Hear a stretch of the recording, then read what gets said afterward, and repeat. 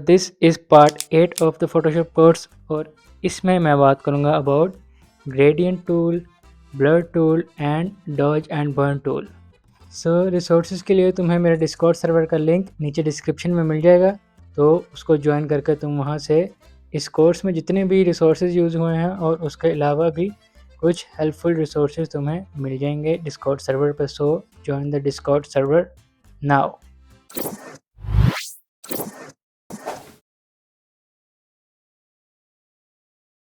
उसके बाद आता है ग्रेडियंट टूल। ग्रेडियंट टूल यहाँ से अगर मैं न्यू लेयर करूँ और ग्रेडियंट सेलेक्ट करूँ तो ये मेरे पास यहाँ पे ऑप्शंस आ रहे हैं कुछ अगेन। यहाँ पे देखें ग्रेडियंट, यहाँ पे देखो तो ये मेरे पास ग्रेडियंट का कलर्स है। यहाँ पे कुछ फोटोशॉप के प्रीसेट्स मौजूद हैं। यहाँ से अगर मैं बेस ब्लूज में जाकर क्लिक करूँ किसी पे भी, अब अगर मैं यहाँ पे क्लिक करूँ लेयर पे कुछ नहीं होगा, लेकिन अगर मैं ड्रैग करूँ किसी भी पॉइंट से तो ये मेरे पास ग्रेडियंट एक बन जाएगा। ग्रेडियंट क्या होता है? एक कलर से दूसरे कलर में जो ब्लेंड, एक दो कलर्स का या दो से ज़्यादा कलर, मतलब एक से ज़्यादा कलर्स का ब्लेंड जो होता है वो होता है ग्रेडियंट। यहाँ पे दो कलर्स हैं, एक कलर ऊपर आपको कॉर्नर में नज़र आ रहा है, एक नीचे जो थोड़ा सा डार्क है। तो इन दोनों में जो एक स्मूथ ब्लेंड हो रहा है वो ग्रेडियंट। तो ग्रेडियंट अब हम देखते हैं। यहाँ से मैं इसको यहाँ से डायरेक्टली भी लेयर से कंट्रोल, अगर मैं ग्रेडियंट टूल सेलेक्ट करूँ और यहाँ से लेयर पे ये थंबनेल ग्रेडियंट का सिलेक्ट करके देखूँ तो मेरे पास ये यहाँ पे एक लाइन शो हो गई। मैं यहाँ से यहाँ कलर वगैरह सब कुछ यहाँ से कंट्रोल कर सकता हूँ। अगर मैं ये कलर्स जो मुझे नज़र आ रहे हैं इसके ऊपर डबल क्लिक करूँ तो मैं यहाँ से कलर भी चेंज कर सकता हूँ। अगर मैं इस पर करूँ तो इसका भी मैं कलर चेंज कर सकता हूँ इस तरह। और ये जो है इसके पॉइंट अगर मैं आगे करूँ तो इसका मतलब ये वाला कलर ज़्यादा आगे तक आएगा और ये वाला कलर कम। ये ब्लेंड यहाँ पे जाके ब्लेंड होगा। ये पॉइंट हमें, ये पॉइंट रेफर करता है कि कहाँ पे जाके कलर ब्लेंड होंगे। मतलब अगर मैं इसको यहाँ पे करूँ तो ये यहाँ तक सारा पर्पल ही आएगा और यहाँ पे आके ये शिफ्ट होगा ब्लू की तरफ। लेकिन अगर मैं इसको इस तरफ करूँ तो उसका ऑपोजिट होगा, ये आगे तक ब्लू आएगा और यहाँ पे पॉइंट पे आके पर्पल की तरफ मूव होना शुरू होगा। तो ये ग्रेडियंट यहाँ पे अब हो सकता है कुछ लोगों को यहाँ पे शो ना हो रहा हो ये वाला बार। अगर ये तुम लोगों को शो नहीं हो रहा, ये पुराने लेटेस्ट वर्जन में होगा। लेकिन अगर तुम लोग नहीं शो हो रहा तुम लोग को, तो तुम लोग चेक कर सकते हो विंडोज़ में आके यहाँ पे कॉन्टेक्सचुअल टास्क बार। अगर ये ऑप्शन अनचेक है तो इसको चेक कर लो। अगर ये ऑप्शन नहीं है तो कोई मसला नहीं है, सिंपल कुछ ऑप्शंस हैं ये तुम लोगों को यहाँ पे भी मिल जाएंगे। ये ऊपर सेम ऑप्शन ही है, कुछ एक्स्ट्रा नहीं है इसमें।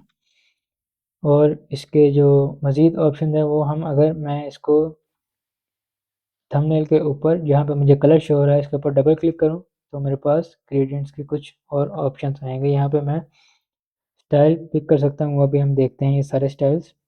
उसके बाद मैं इसका एंगल चेंज कर सकता हूँ। ये काम मैं यहाँ से भी कर सकता हूँ, मतलब इसको अगर मैं यहाँ से करूँ तो इसका एंगल मैं मैनुअली भी चेंज कर सकता हूँ। या अगर मैं दोबारा कहीं इसके यहाँ साइड पे जाऊँ तो ये तुम लोगों को प्लस का साइन नज़र आ रहा होगा। इसका मतलब अब अगर मैं दोबारा ड्रैग करूँ तो दोबारा से एक नया ग्रेडियंट बन जाएगा उस लेयर पर। तो डबल क्लिक करके दोबारा आऊँगा, यहाँ से मैं इसकी स्पेसिंग भी कम ज़्यादा कर सकता हूँ। जितनी कम स्पेसिंग होगी उतना कम स्मूथ होगा, जितनी ज़्यादा स्पेसिंग होगी उतना स्मूथ ब्लेंड होगा। यहाँ से अगर मैं रिवर्स पे अनचेक करूँ तो ये यहाँ से लेफ़्ट से राइट में ब्लेंड होगा। लेकिन अगर मैं रिवर्स करूँ तो कलर्स स्विच हो जाएंगे, जो राइट साइड पे कलर है वो लेफ़्ट साइड पे आ जाएगा और जो लेफ़्ट साइड पे कलर है वो राइट पे चला जाएगा। उसके बाद ये कुछ मेथड्स हैं जिस मेथड से ये ब्लेंड होगा स्मूथ। अगर मैं इसके हम डिफरेंट हमें रिजल्ट्स डिफरेंट ऑप्शन से डिफरेंट रिजल्ट्स मिल सकते हैं, तो वो हम कुछ देख सकते हैं। अगर हमें कुछ इस तरह का चाहिए स्ट्रिप्स, उसके बाद अगर हम क्लासिक देखें इस तरह से कुछ लीनियर और परसेप्चुअल, तो इसे हम एक्सपेरिमेंट कर सकते हैं, लेकिन मोस्टली ये स्मूथ पे ही रखेंगे। वह यहाँ से मज़ीद मैं कलर्स कोई भी पिक कर सकता हूँ, या अगर मुझे अपना ग्रेडियंट लगाना है तो मैं यहाँ से कलर पिक कर सकता हूँ कोई भी। या इसके ऊपर डबल क्लिक करके ये जो मेरे पास एक बार शो हो रहा है इसके ऊपर मैं क्लिक करूँ तो यहाँ से मैं डबल क्लिक करूँ ये कलर है, इसके ऊपर अगर मैं डबल क्लिक करूँ तो मुझे यहाँ पे कलर आ जाएगा मेन्यू। यहाँ पे मैं कलर कोई भी अपना डाल सकती हूँ, या तो कोड डाल सकता हूँ या तो मैनुअली कलर पिक कर सकता हूँ। उसके बाद अगर मैं यहाँ पे डबल क्लिक करूँ तो मैं इसका भी कलर चेंज कर सकता हूँ। ये जो नीचे वाले पॉइंट्स हैं ये हैं कलर, यहाँ पे भी कलर शो हो रहा है। अगर इसके ऊपर मैं क्लिक करूँ तो भी मैं कलर चेंज कर सकता हूँ। उसके बाद यहाँ पे आ रही है लोकेशन, लोकेशन है इस बार पे इस कलर की लोकेशन, या इसको मैं यहाँ से ड्रैग करके मैनुअली भी एडजस्ट कर सकता हूँ या मैं इसकी वैल्यू भी पुट कर सकता हूँ। उसके बाद ये जो ऊपर वाले पॉइंट्स हैं ये है इसकी ओपेसिटी। तो अगर मैं चाहता हूँ कि ये ब्लू से यहाँ पे जो पर्पल है इसकी ओपेसिटी 50% हो तो इसकी मैं ओपेसिटी अगर 50% करूँ तो अब अगर मैं यहाँ पे बैकग्राउंड में कोई और कलर ऐड करूँ तो ये तुम लोग देख सकते हो कि ये ब्लू कलर से पर्पल पे आता हुआ पर्पल की ओपेसिटी 50% है। यहाँ पे ग्रे से तुम लोगों को हो गया, पहले ब्लैक था इसका मतलब इसकी ओपेसिटी कम है। अब अगर मैं ओपेसिटी वापस 100% करूँ तो ये वापस पर्पल शो होगा मेरे पास। तो ये है मेरे पास कुछ ऑप्शंस ग्रेडियंट के। उसके बाद मेरे पास यहाँ पे कुछ ऑप्शन है ग्रेडियंट्स के। ये पहला वाला हम यूज़ कर रहे हैं लीनियर। लीनियर मतलब straight from one colour to another. Linear मतलब मेरे पास ये जो एक लाइन शो हो रही है ये इस लाइन में ग्रेडियंट दो कलर्स को या एक से ज़्यादा कलर को ब्लेंड करेगा। उसके बाद मेरे पास है रेडियल। रेडियल अगर मैं करूँ तो ये रेडियल जैसे कि नाम भी है इसका रेडियल, तो ये सर्कल में ब्लेंड करेगा कलर्स को। सर्कुलर ग्रेडियंट मुझे ये दे देगा। तो ये अब जो लेफ्ट से राइट कलर में ब्लेंड हो रहा है कलर वो सर्कुलर फॉर्म में हो रहा है। तो इसमें भी मेरे पास ये लाइन शो हो रही है, इसमें यहाँ से मैं इसके कलर वगैरह या इसकी ये जो पॉइंट है मिडिल पॉइंट ये कम ज़्यादा कर सकता हूँ डायरेक्ट, या मैं इसके ऊपर डबल क्लिक करके भी यहाँ से इसकी स्पेसिंग या एंगल्स वगैरह कुछ भी कम कर सकता हूँ कम ज़्यादा। और ये जो एक यहाँ पे तुम लोगों को डॉट नज़र आ रहा है ये इसका मैं साइज़ बड़ा छोटा कर सकता हूँ ग्रेडियंट सर्कल का। ये देखो, मतलब अगर मुझे इसके हिसाब से करना है तो इसको मैं यहाँ से इस तरह रोटेट भी कर सकता हूँ पकड़ के। इस पॉइंट से पकड़ के मैं इसको रोटेट भी कर सकता हूँ। मसलन अगर मुझे चाहिए कि ये ओवल शेप में है तो मैं इसको यहाँ से इस तरह रोटेट करके ये जो पॉइंट है यहाँ से मैं इसकी शेप चेंज कर सकता हूँ। तो मैं इसको यहाँ से ओवल शेप में कर दूँगा और यहाँ से इसका साइज़ बड़ा कर दूँगा। इसको पकड़ के अगर मैं ड्रैग करूँ तो इसका साइज़ बड़ा कर लूँगा। तो इस तरह से कुछ मेरे पास रेडियल ग्रेडियंट बन जाएगा। उसके बाद ग्रेडियंट का शॉर्टकट है जी। उसके बाद अगला आता है मेरे पास एंगल ग्रेडियंट। इसका है ये एंगल एक ग्रेडियंट। इसमें अगर मैं यहाँ से करूँ तो मेरे पास ये वही स्पेसिंग मैनुअल स्पेसिंग मैं यहाँ से भी कर सकता हूँ मैनुअली, और मैं इसके ऊपर डबल क्लिक करके भी यहाँ से स्पेसिंग कम ज़्यादा कर सकता हूँ। यहाँ से इसमें जो दो कलर हैं एक कलर यहाँ पे है एक कलर यहाँ पे है, ये ब्लेंड इस तरह से कर रहा है, लेकिन जैसे कि रेडियल में हो रहा था लेकिन ये सेंटर में एक काइंड ऑफ अ वॉल बना देता है। यहाँ पे कलर ब्लेंड नहीं हो रहा, मतलब ये कर रहा है यहाँ से शुरू होके इस तरह से ब्लेंड कर रहा है, यहाँ पे ये ब्लेंड कलर नहीं कर रहा। अब अगर इसमें मैं मज़ीद कलर्स ऐड करूँ जितने मर्जी कलर मैं ऐड कर सकता हूँ इसमें। इसमें मैं एक और कलर अगर ऐड करूँ ये देख सकते हो तो यहाँ पे मैं एक और कलर ऐड कर दूँ। जितने कलर दिल करता है उतने कलर ऐड करो, अय्याशी करो। तो ये देखो तुम लोग यहाँ पे कलर ब्लेंड कर रहा है सारे, लेकिन इस पॉइंट पे इस लाइन में कलर ब्लेंड नहीं कर रहा, तो ये एंगुलर ग्रेडियंट। उसके बाद देखते हैं हम reflected gradient. Reflected gradient kind of a linear gradient लेकिन ये दोनों तरफ इफेक्ट कर रहा है। अगर लीनियर ग्रेडियंट हो तो वो सिर्फ ये, अगर लीनियर ग्रेडियंट हो रहा है यहाँ पे, अगर मेरे पास यहाँ पे लीनियर ग्रेडियंट होता तो वो सिर्फ ये जो मिडिल पॉइंट है यहाँ से नीचे की तरफ काइंड ऑफ उस तरह का ग्रेडियंट बनाता है। लेकिन ये जो रिफ्लेक्टेड ग्रेडियंट है, जैसे नाम भी है रिफ्लेक्टेड ग्रेडियंट, तो ये उसको रिफ्लेक्ट कर रहा है, दोनों तरफ ग्रेडियंट बना रहा है।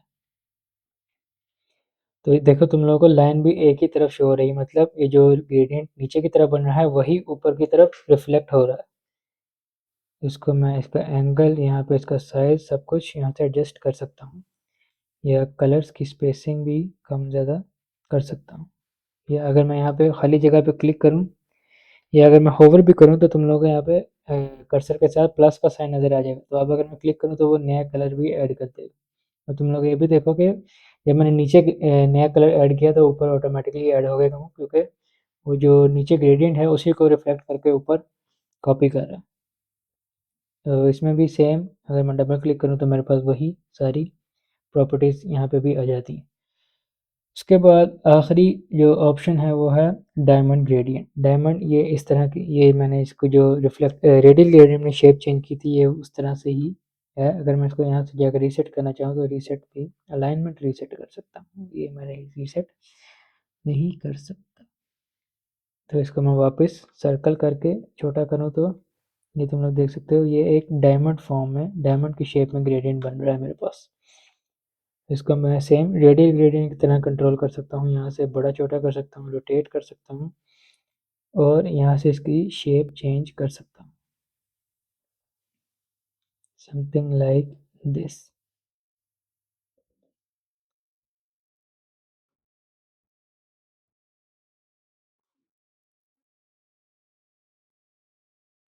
ऑलराइट, तो ये थे ग्रेडियंट्स।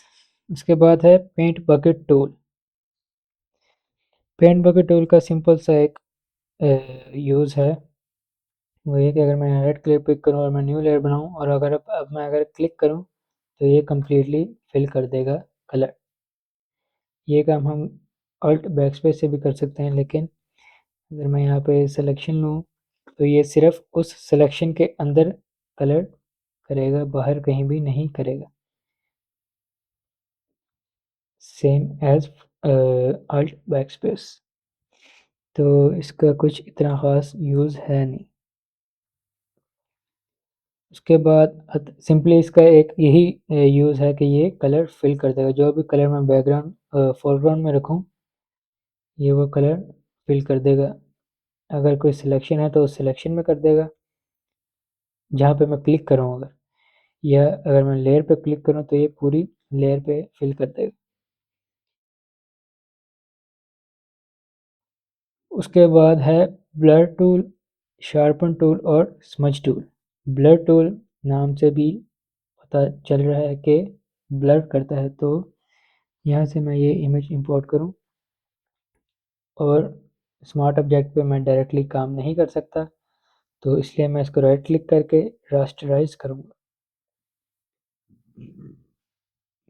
तो और मैं इसको, अगर अब ये ऊपर वाइट स्पेस आ रही है, इसको ख़त्म करने के लिए मैं सी दबाऊँगा तो क्रॉप टूल आ जाएगा, ये स्लाइस टूल आ गया। अगर मैं यहाँ से क्रॉप टूल सेलेक्ट करूँ और मैं इसको अल्ट दबा के अगर छोटा करूँ तो ये दोनों तरफ से छोटा होगा, ये स्नैप हो, और यहाँ पे आके ये स्नैप हो जाएगा इस तरह। अब मैं इसको छोड़ूंगा और टिक कर दूंगा तो ये क्रॉप होगी मेरे पास इमेज। अब अगर मैं इसमें चाहता हूँ कि ये जो बैकग्राउंड है इसका ये थोड़ा ब्लर हो जाए, तो मैं ब्लर टूल पर जाके ब्रश, सेम ब्रश वाली सेटिंग्स, यहाँ पे मैं इसको अगर ब्रश फेरूँ तो ये ब्लर होना शुरू हो जाएगा। यहाँ पे इसकी स्ट्रेंथ भी आ रही है, ये 50% पे है।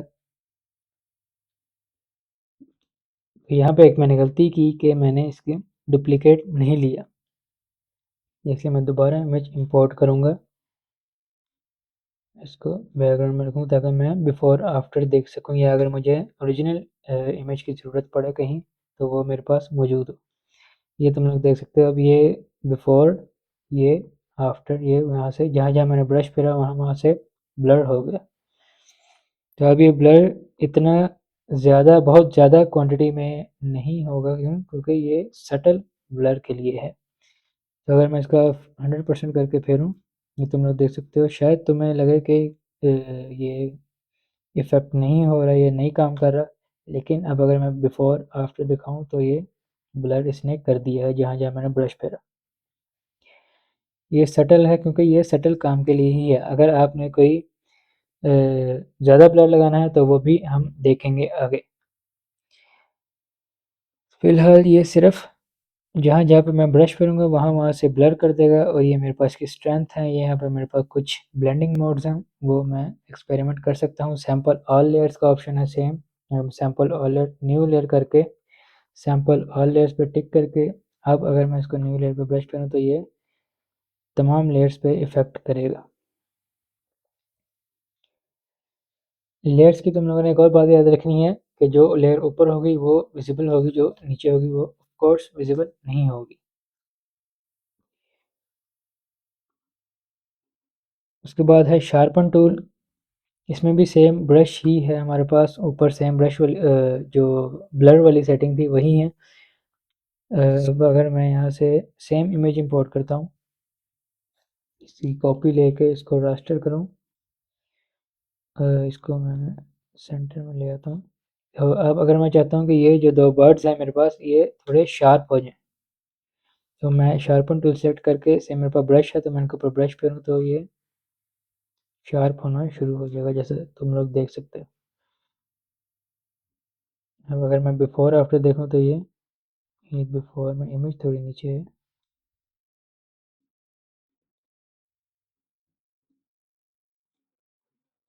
अब अगर मैं बिफोर आफ्टर दिखाऊँ, ये देखो तुम लोग, ये जहाँ जहाँ मैंने ब्रश फेरा वहाँ से इमेज शार्प हो चुकी।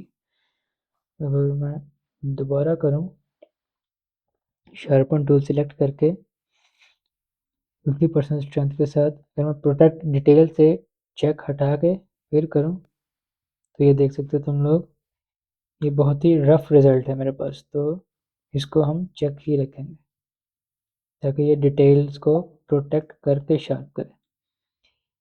ये हम इस तरह से शार्प यूज़ नहीं करेंगे, यहाँ पे सटल, बहुत सटल यूज़ करेंगे, क्योंकि अगर बहुत ज़्यादा करेंगे तो वो इस तरह से अच्छा नहीं लगेगा। इसके लिए हम कर सकते हैं कि जैसे कि मेरे पास ये अगर इमेज है, तो मैं चाहता हूँ इसके ये जो आँख है ये थोड़ी शार्प हो। यहाँ पे तो इनफ है शार्प, लेकिन अगर थोड़ी सी ब्लर है ये और मैं चाहता हूँ कि ये शार्प हो जाए तो मैं इसको इस तरह से शार्प कर सकता हूँ। ये देखो, ये बिफोर आफ्टर। अगर मैं चाहता हूँ ये वाली आँख भी शार्प हो जाए तो ये इसमें क्योंकि थोड़ी ब्लर है, तो अगर मैं इसको शार्प करूँ तो ये शार्प होगी। ये देखिए बिफोर, ये बिफोर, ये आफ्टर, उसमें मुझे रिफ्लेक्शन ज़्यादा शो हो रही। तो इस तरह से, और ब्लर टूल से हम ये भी कर सकते हैं कि स्किन को स्मूथ भी कर सकते हैं। जैसे यहाँ से अगर मैं ब्रश फेरूँ, ये तुम लोग देख सकते हो, अगर तो स्किन रफ स्किन है तो उसको हम इस तरह से स्मूथ भी कर सकते हैं। या अगर मेरे पास यहाँ पे, जैसा कि ये यहाँ पे ग्रीन कलर है इसके, अगर मैं यहाँ पे एक और ऑपेसिटी कम करके स्ट्रोक फेरूँ और मैं इसको यहाँ पे चाहता हूँ ब्लेंड करना, तो मैं अगर यहाँ पे ब्लर टूल फेरूँ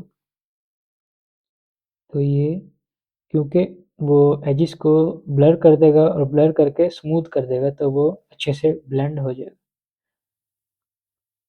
तो इस तरह से इसको ब्लेंड भी कर सकता हूँ। ऑलराइट, तो ब्लर टूल से मैं अगर रफ स्किन है तो उसको भी स्मूथ कर सकता हूँ।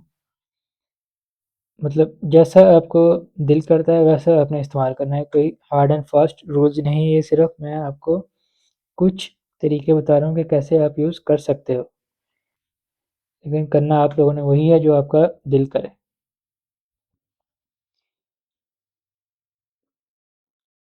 क्योंकि एक काम को करने के 100 डिफरेंट मेथड्स हो सकते हैं, तो आपको जो मेथड सही लगता है वो आपने करना है। आपने ये नहीं देखना कि कोई क्या कर रहा है या मैं क्या कर रहा हूँ या जो भी। तो ये था शार्पन टूल और ब्लर टूल। उसके बाद स्मज टूल। स्मज टूल भी, अगर मैं यहाँ पे एक ब्लू की लाइन लगाऊँ, ब्लू कलर का स्ट्रोक लगाऊँ और रेड कलर का स्ट्रोक लगाऊँ, अब अगर मैं इनके बीच में, दोनों के दरमियान स्मज टूल से इस तरह से इनको ब्लेंड कर सकता हूँ कलर्स। ये तुम लोग देख सकते हो स्मज, ये दोनों इन दोनों कलर्स को आपस में स्मज कर रहा है। इस तरह से मैं इनको अगर ड्रैग करूँ तो ये स्टिकी काइंड ऑफ मेरे पास इफेक्ट आ रहा है कि ये इसके साथ ब्रश के साथ स्टिक कर रहा है। इस तरह से लिक्विफाई टूल भी काम करता है, वो भी हम देखेंगे। लेकिन इस तरह से मैं इसको दो कलर्स को ब्लेंड कर सकता हूँ थोड़ा सा। या अगर मैं किसी की शेप को चेंज करना चाहता हूँ, जैसे मैं यहाँ पे एक सर्कल बनाता हूँ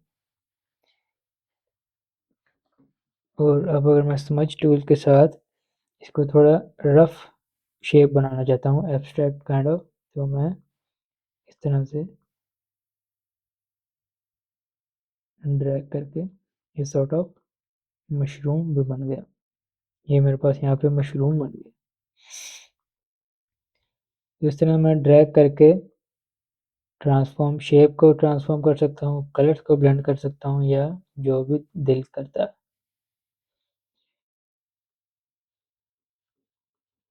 लाइक दिस। लेकिन अगर मैं शेप को करता हूँ तो ये एजेस मेरे पास उस कदर शार्प नहीं रहते। उसको भी तुम लोग कर सकते हो डिफरेंट मेथड्स के साथ, लेकिन वो तुम लोग खुद फिगर आउट करोगे कि किस तरह। तो ये था स्मज टूल से, या तो तुम लोग इस तरह कलर्स ब्लेंड कर सकते हो अगर तुम्हें इस तरह कुछ रिजल्ट चाहिए। इसकी स्ट्रेंथ भी हम ज़्यादा कर सकते हैं,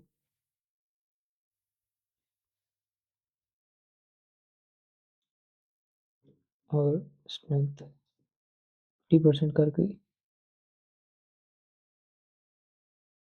ये था स्मज टूल। या ऐसे तुम लोग कुछ कूल इफेक्ट्स भी बना सकते हैं, जैसे कि अगर मैं यहाँ पे एक ब्रश का सर्कल बनाऊँ, इसको मैं रेड कलर में बनाता हूँ। अब अगर मैं इसके अंदर एक छोटा सर्कल ब्लू का बनाऊँ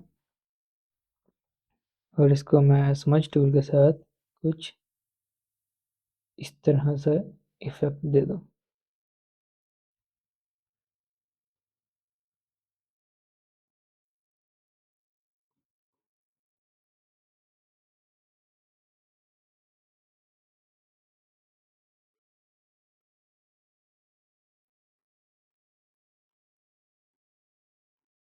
look at this.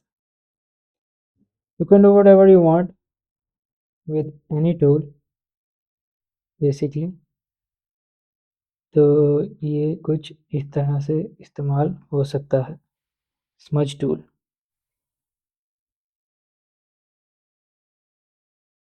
यहाँ पे मेरे पास है डॉज टूल। तो इसके लिए मैं इमेज इंपोर्ट करता हूँ, ये वाली। इसको मैं बड़ा कर लेता हूँ इमेज का।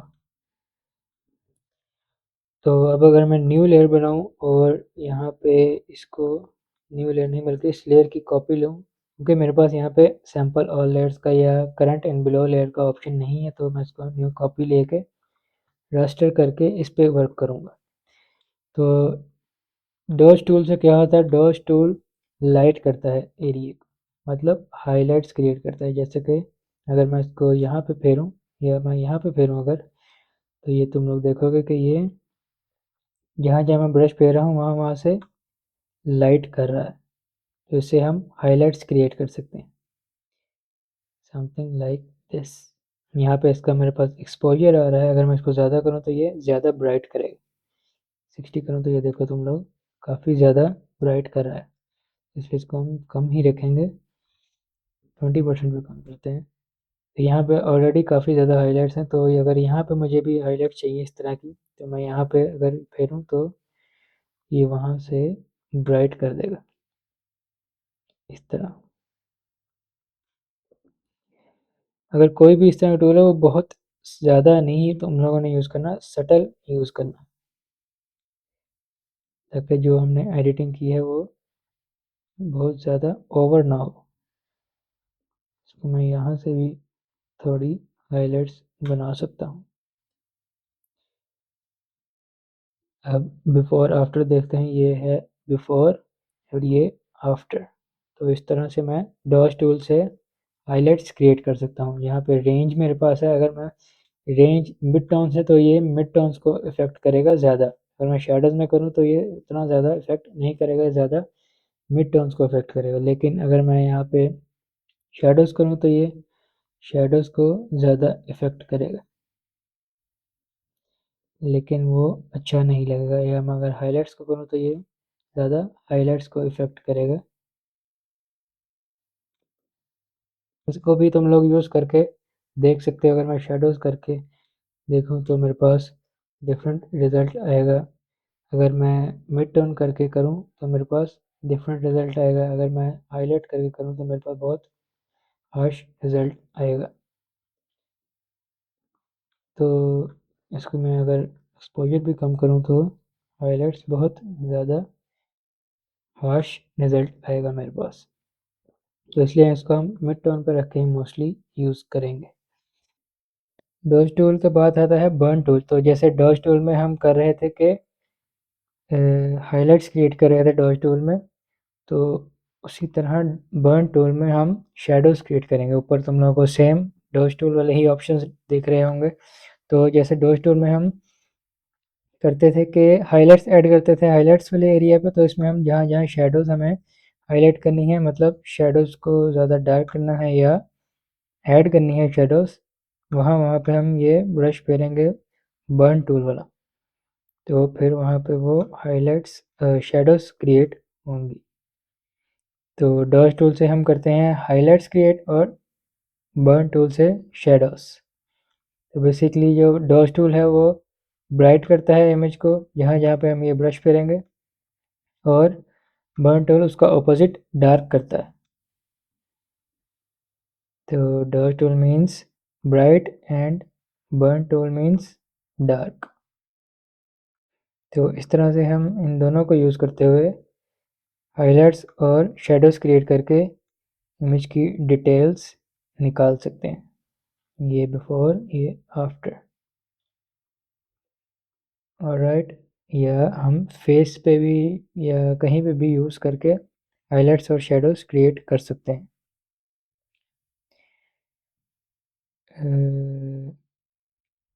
इसको अगर मैं आपको यहाँ पे भी एक और एग्जांपल दूँ अगर इस इमेज पे, तो अब यहाँ पे मैं डॉज टूल से इस एरिया को थोड़ा मज़ीद ब्राइट करूँगा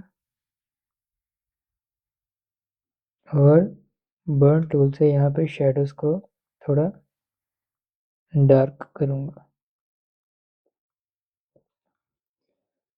तो ये बिफोर, ये आफ्टर, जैसा कि तुम लोग देख सकते हो, क्योंकि हाइलाइट्स ऑलरेडी बहुत ब्राइट है तो इसलिए हमने हल्का सा ही काम किया है।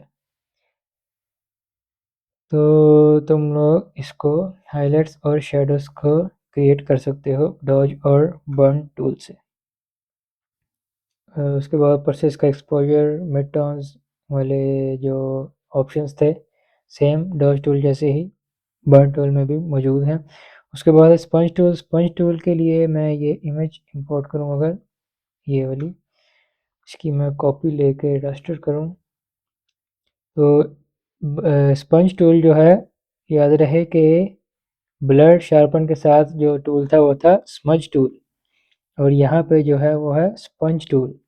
तो स्मज टूल जो था वो कलर्स को हम ब्लेंड करने के लिए यूज़ कर रहे थे, लेकिन ये जो स्मज टूल है, स्मज नहीं सॉरी स्पंज टूल जो है, इससे हम सैचुरेट या डीसैचुरेट कर सकते हैं इमेज को। तो इसमें भी सेम हमें ब्रश जैसा ब्रश और ऊपर सिमिलर ऑप्शंस मिल जाएंगे, लेकिन इसमें जो यहाँ पे तुम लोग देख सकते हो हम मोड में सैचुरेट और डीसैचुरेट का ऑप्शन है। तो अगर मैं इसको सैचुरेट पे रख के यहाँ पे इसको आँख पे ब्रश करूँ तो तुम लोग देखोगे कि ये सैचुरेट होना शुरू हो जाएगा, मतलब इसके कलर्स वाइब्रेंट होने लग जाएंगे, इसके कलर्स वाइब्रेंट होने लग जाएंगे। लेकिन अगर मैं यहाँ पे डीसैचुरेट पे फेरूँ, ये तुम लोग देखोगे कि ये डीसैचुरेट कर देगा, और अगर मैं यहाँ पे काफ़ी दफ़ा फिरूँ तो वो उसको ब्लैक एंड वाइट कर देगा डीसैचुरेट करता करता। तो इस तरह से मैं किसी भी एरिया को या तो सैचुरेट या तो डीसैचुरेट कर सकता हूँ जहाँ जहाँ मैं ब्रश फेरूँ। तो इसका यहाँ से फ्लो सेम जैसे ब्रश का फ्लो था, सेम इसका फ्लो भी हम कम ज़्यादा कर सकते हैं। तो ये बिफोर, ये मैंने एक सैचुरेट किया है, एक डीसैचुरेट, ये बिफोर, ये after.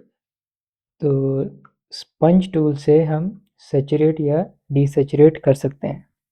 So if you have learned anything from this video or this course, you can leave a like to this video and subscribe the channel. This would help this channel a lot and I would really appreciate that.